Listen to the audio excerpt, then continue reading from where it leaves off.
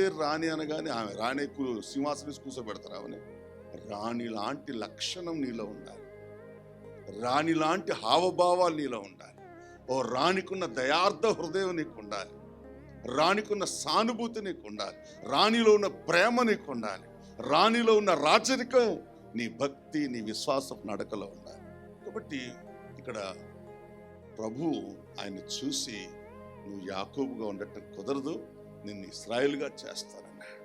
దేవుని స్తోత్రం కలిగిన ఆ తర్వాత ఏమన్నాడట, నువ్వు ఫలించి అభివృద్ధి పొందుము, జనముల సమూహమును నీ వలన కలుగుతారు, రాజులను నీ గర్భవాసమును పుడతారు. మీ తాతకు మీ అయ్యకు ఇచ్చిన దేశాన్ని నీకు కూడా నేను ఇవ్వబోతున్నాను. దేవునికి గట్టిగా చప్పలు కొట్టి దేవుడికి స్తోత్రం. ఒక్క వాగ్దానం నీ మీదకి వస్తే ప్రియులారా ఎన్నటెన్నటికీ కూడా తప్పిపోదు.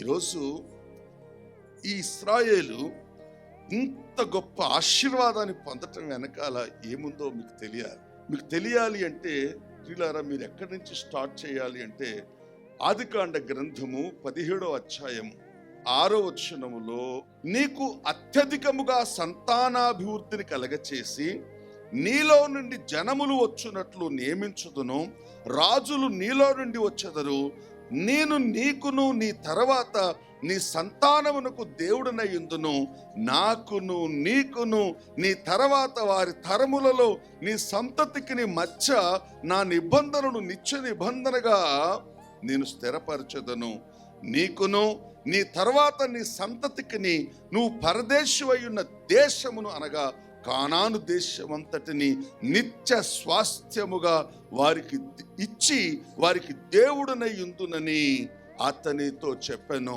అతని పేరు అబ్రహాం. గట్టిగా చప్పలు కొట్టి దేవుడి స్తోత్రం.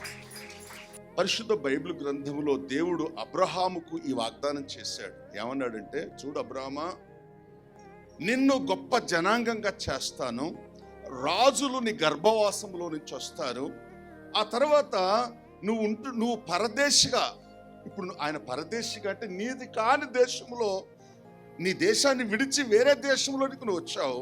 దాన్ని ఏమన్నాడు అంటే, పరదేశిగా ఉన్నటువంటి ఈ దేశాన్ని నీ సంతానానికి నేను స్వాస్థ్యంగా ఇచ్చేస్తానన్నాడు. ఆ స్వాస్థ్యం అనే మాట నా దేవుడు నేటికి ఇశ్రాయేల్ ప్రజలు ఆ స్థలములో కాపురముంటూ దేవుని మహిమపరుస్తున్నారు. దానిని ఈనాడు ఇశ్రాయేలు దేశంగా ఈ ప్రపంచం కీర్తిస్తా ఉంది. ఆ సంగతి మీకు తెలియాలంటే ప్రస్తుతం గడిచిన 50 సంవత్సరాలుగా ఈ ప్రపంచ రాజకీయ పరిస్థితులు ఏంటో మీకు తెలిస్తే, నీకు స్వాస్థ్యంగా ఇస్తానన్న ఈ మాట యొక్క లోతేంటో, దీని బలమేంటో, దీన్ని నిరూపించడానికి నా దేవుడు ఇశ్రాయేల్ ప్రజల మధ్య ఆ దేశంలో తాను చేస్తున్న ఆ శక్తి కలిగిన కార్యాలేంటో నీకు తెలిస్తే, బాబోయ్ ఇంత గొప్ప దేవుని నేను కలిగి ఉన్నానని నీ రొమ్ములు బ్రద్దలైపోయేటట్లుగా బాదుకొని ఏడ్చి ఏడ్చి ఏడ్చి నువ్వు దేవుని స్తుతిస్తావు. నీకు స్వాస్థ్యంగా ఇస్తానన్నాడు. ఈరోజు ఇశ్రాయేలు తన అబ్రహాము సంతానానికి స్వాస్థ్యంగా ఇచ్చాడు కాబట్టి కేవలం 96 లక్షలుగా ఉన్న ఇశ్రాయేల్ ప్రజల్ని ఈరోజు ఈ ప్రపంచంలో ఉన్న సైనిక శక్తి అంతా కూడా ఈ 96 లక్షల ఇశ్రాయేల్ ప్రజలను ఓడించే దమ్ము లేక ఏదో ఏదో ఏదో అవాకులు చవాకులు పేలుతా ఉన్నారు. అందుకే నేను అంటాను, కేవలం ప్రియులారా టీవీ సీరియళ్ళకే అంకితం కావద్దు. ఈ ప్రపంచ గమనం, ప్రపంచ చరిత్రను, వార్తలు కూడా మనం చదవాలి, చూడాలి. ఈ ప్రపంచం విడిపోతుందో కూడా మనం గ్రహించాలి. నాకు తెలుసు మధ్యప్రాచ్యంలో ఏం జరుగుతూ ఉందో ప్రతిరోజు చదువుతాను నేను.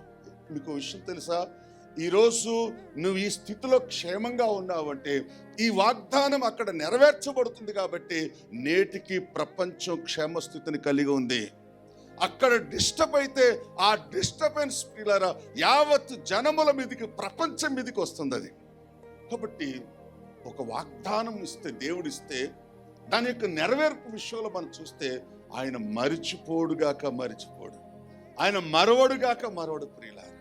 పరిశుద్ధ బైబిల్ గ్రంథంలో 26వ ఆదికాండ గ్రంథం, ప్రియులారా, ఈ దేశమందు పరవాసువై ఉండుము, నేను నీకు తోడై ఉండి నిన్ను ఆశీర్వదించదను. ఏలయనగా నీకును నీ సంతానమునకు ఈ దేశములన్నీ ఇచ్చి నీ తండ్రి అయిన అబ్రహాముతో నేను చేసిన ప్రమాణమును నెరవేర్చి ఆకాశ నక్షత్రముల వలె నీ సంతానమును విస్తరింపచేసి ఈ దేశములన్నీ నీ సంతానమునకు ఇచ్చదను.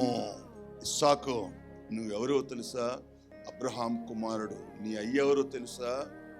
నా యందు భయభక్తులు కలిగిన వాడు, నా ఆజ్ఞల్లో నా కనుసల్లో జీవించినవాడు. నీ అయ్యకు నేను వాగ్దానం చేశాను, నువ్వు ఈరోజు ఇక్కడ ఏదో కరువు వచ్చిందని ఎక్కడో అడక్క తినడానికి వెళ్తాననుకుంటున్నాను. నువ్వు నా సొత్తు, నా ప్రజలు, నిన్ను అడక్క తిన్నిస్తానా? నేను కుక్కలాగా బ్రతికేటట్టుగా చేస్తానా? నథింగ్. నువ్వు ఎక్కడికి వెళ్ళొద్దు, ఇక్కడే ఉండాలి. ఎందుకు? నిన్ను బట్టి కాదు, నీ తండ్రికి ఇచ్చిన వాగ్దానమును బట్టి. అందుకే ప్రియులారా, 12వ వచనంలో ఏమని రాయబడిందో తెలుసా? అవునా డాడీ, అయితే ఇక్కడే ఉండిపోతానన్నాడు ఇస్సాకు. ఇస్సాకు ఆ దేశమందున్న వాడై విత్తనము వేసి ఆ సంవత్సరము 100 ఫలము పొందెను. ఆ సంవత్సరం ఏ సంవత్సరం తెలుసా? భయంకరమైనటువంటి కరువు సంవత్సరం. జనాలు తిండికి లేక చచ్చేటువంటి సంవత్సరం. తన చుట్టూ ఉన్నటువంటి ప్రజలందరూ కూడా ప్రియులారా ఆకలితో మకమకలాడిపోతా ఉంటే దేవుడు ప్రియులారా తన వాగ్దానాన్ని జ్ఞాపకం చేసుకొని ఆయన వేసిన విత్తనాన్ని అట్ట ప్రియులారా 100 ఫలింపచేసాడట. నువ్వు ఎక్కడున్నా పర్వాలేదు, నువ్వు ఏ స్థితిలో ఉన్నా పర్వాలేదు, నువ్వు ఏ కులంలో పుట్టినా పర్వాలేదు, నువ్వు చదువుకున్నా పర్వాలేదు, చదువుకోలేకపోయినా పర్వాలేదు, నువ్వు అందంగా ఉన్నా పర్వాలేదు, అందంగా లేకపోయినా పర్వాలేదు, నా దేవుని కృప నీ మీద ఉంటే, నీ కుటుంబం మీద ఉంటే, నీ పిల్లల మీద ఉంటే, నువ్వు ఎక్కడున్నా వర్ధిల్లుతావు. ఎక్కడున్నా దేవుడు నిన్ను దీవిస్తాడు.